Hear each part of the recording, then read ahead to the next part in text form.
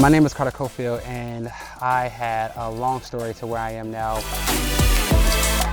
This house was nowhere near in the condition it is in now. Like there was half of the grass out here was dirt.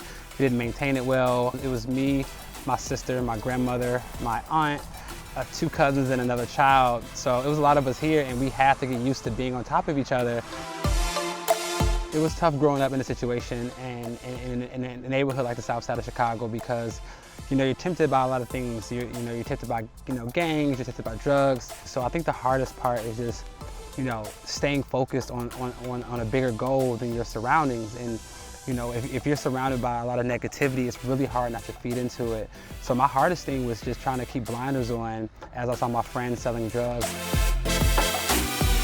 And if you're in an area like South Side of Chicago and you're not in a gang, or you're not about that gang life per se, you're perceived as an outcast. Thinking back on that was probably one of my greatest accomplishments is avoiding going to jail and getting caught up in drugs and gangs and things like that. Although we didn't have all the means, I still feel like I had a great upbringing.